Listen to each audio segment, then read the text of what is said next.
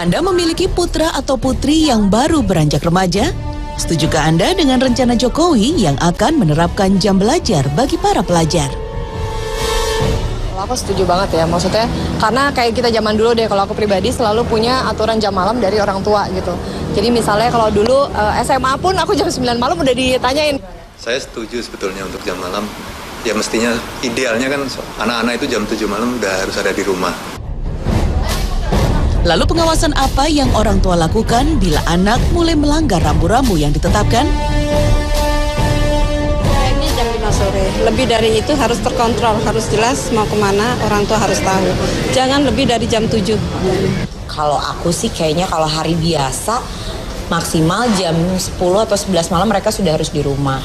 Kalau malam minggu bolehlah sampai jam 12 malam. Tapi itu pun juga harus dengan pengawasan kita dan harus kita tahu dia keluar dengan siapa, dia mau pergi kemana gitu, apa yang mau dia kerjakan di sana, itu benar-benar kita harus tahu gitu.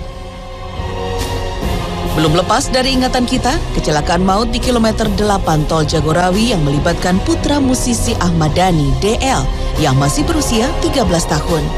Tanpa SIM mengemudikan mobil sendiri, kebut-kebutan di jalan tol pukul 1 dini hari hingga akhirnya terjadi tabrakan yang menyebabkan 7 nyawa melayang.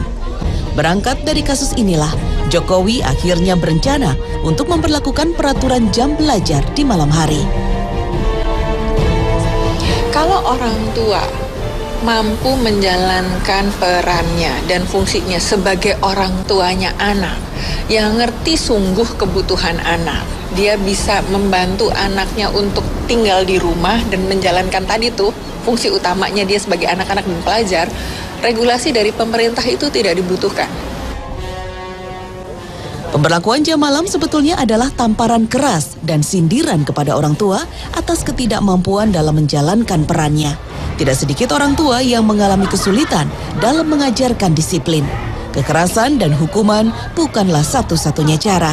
Yang harus dilakukan adalah membangun hubungan dengan sang anak. Jadi pada saat kita memberlakukan aturan, mereka akan mempertanyakan kenapa aturan itu dilakukan. Mereka akan memberikan segudang argumentasi dan alasan-alasan termasuk proposal pembelaan dirinya dia. Dan itu sebenarnya menunjukkan bahwa kapasitas dia untuk menalar bersikap kritis sedang berkembang. Kalau kita bisa memberikan alasan yang sungguh-sungguh masuk akal, logis, dan kita konsekuen dalam pelaksanaannya, anak-anak tetap akan respect. Ya, anak-anak dalam usia remaja memang berada pada fase yang ingin mencoba segala sesuatu. Emosi mereka yang belum stabil serta pengaruh lingkungan yang sangat besar akan membentuk pola pikir mereka saat dewasa nanti. Apalagi remaja masih memiliki tanggung jawab untuk belajar. Di masa inilah, pengawasan dan bimbingan orang tua sangat dibutuhkan. Tunjukkan perilaku yang mencontohkan hal yang positif secara konsisten. Maka akan menumbuhkan rasa hormat sang anak. Selain itu, selalu berikan penjelasan di balik setiap larangan.